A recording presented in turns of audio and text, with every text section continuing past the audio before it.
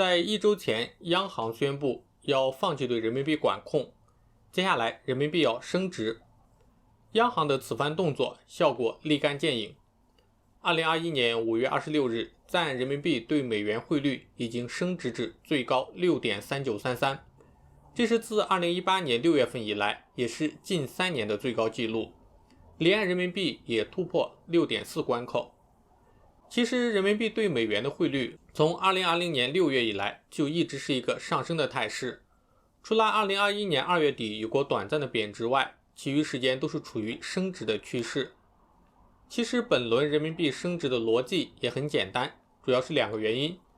第一个是为了要对抗美元，第二个是为了保持国内的物价稳定，把通货膨胀维持在一个相对较低的水平。对抗美元很好理解，就是中美两国全球霸主地位的竞争。那保持中国国内物价稳定又该怎么理解呢？今天我就从这2个角度来和大家分享一些看法。在开始之前，欢迎点击视频下面的订阅，点开小铃铛，这会对我有非常大的帮助。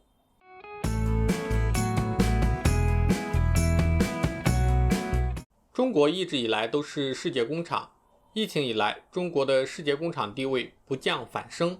而美国却开足了印钞机，制造了越来越多的美元。中国需要生产供应全世界的商品，进口的原材料增加了，而全世界原材料的生产却遇到了问题，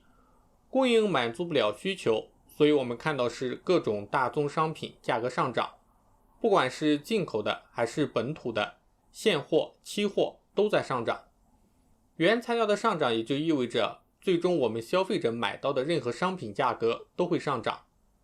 但是美国只需要动动手指，开动印钞机，多印一些美元，就能把我们生产的商品全部都买走了。也就是说，即使商品的价格在上涨，只要美国开动印钞机，相对的就会抹掉这些商品的涨幅。这就是美国滥用美元世界货币地位的强权表现。美国自疫情爆发以来，增发了大概4万亿美元的钞票。如此多的钞票，一部分流向了股市，提高了美国股市在疫情期间经济下行却依旧继续高涨。然而美元越来越多，股市并不能完全消化掉这些货币。另一部分作为救济金发给普通民众。美国国内通胀在近期开始上涨。根据美国劳工部刚刚发布的数据，4月美国 CPI 同比大增 4.2%， 超出 3.6% 的市场预期水平，增速创2008年9月以来的新高，环比增长 0.8%， 这也创下了2008年6月以来的最高。而剔除波动性较大的食品和能源，4月的核心 CPI 同比大增 3%， 高于市场 2.3% 的预期，环比增长 0.92%，创下1981年来的最大增幅。具体来看，预计未来1年内汽油价格将跳涨 9.18%， 食品价格上涨 5.79%， 房租价格上升 9.49%。 这就说明了一个问题，美联储的货币政策在美国国内已经达到了上限。疫情期间，美国人根本不用工作，在家待着就有钱拿，没有人工作，生产就没有办法跟得上，这就造成了供不应求。同时也因为美国人手握大量政府发送的救济金，货币超发也造成了美元购买力的下降，于是美国人买东西终于也开始贵了，这就造成了美国的通货膨胀。中国央行在这个时候提出人民币升值，就是要让供应链的下游承担上游涨价带来的结果，必须要转嫁成本。转嫁的方向有且只有2个，一个是中国国内的商品涨价，物价上涨，中国国民的收入却并没有提升，但是东西贵了，这就会造成国内的通货膨胀，这显然是央行不愿意看到的，所以只能选择另外一个方向，也就是出口商品到岸价格的上涨。那么要如何操作让出口到岸商品涨价呢？让所有的出口企业主动提价，显然不现实，也很难执行，所以只能走第2条路。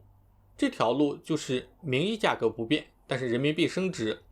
这样以人民币计价的商品就相当于能够赚到更多的美元，美国多印多少美元，人民币对美元的汇率就相应的涨多少，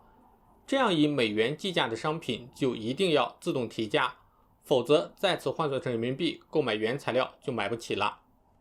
这样美国人不管印多少美元，他们就应该以相应的比例来给来自中国的商品加钱。中国卖给美国的商品贵了，生产商才能够赚到更多的钱，才能抵消原材料价格的上涨，保证正常的生产。也正因为中国的产品可以在国外卖高价，他们才有底气在国内不涨价。毕竟合理的涨价应该和消费者的收入挂钩。美国印了大量的钞票，发了大量的救济金，手中的现金增加了，提升人民币的汇率，变相对美国涨价是合理的。大量在中国的厂商在美国赚得越多，在中国国内涨价就越少，这也是央行等监管部门乐于看到的结果。另一方面，中国也有进口国外商品的需求，人民币升值同样也能降低国内企业的生产成本和我们购买外国商品的价格，这样两个因素相互影响，就可以达到抑制国内通胀的目的。同时，人民币升值还能够促进外资对华投资，毕竟人民币越来越值钱，投资吸引力就会更大。同时还能进一步提升人民币的国际地位，用美元购买中国的产品会越来越贵，而用人民币购买就不会涨价，这样就会促使外国增加人民币的储备。那么大家对此次人民币对美元升值有什么看法呢？大家认为此次汇率会开创5时代吗？欢迎在视频下面留言分享自己的看法。以上就是本期视频的内容，如果觉得还不错，欢迎订阅我的频道，点开小铃铛，这就是对我最大的支持。那我们下期再见。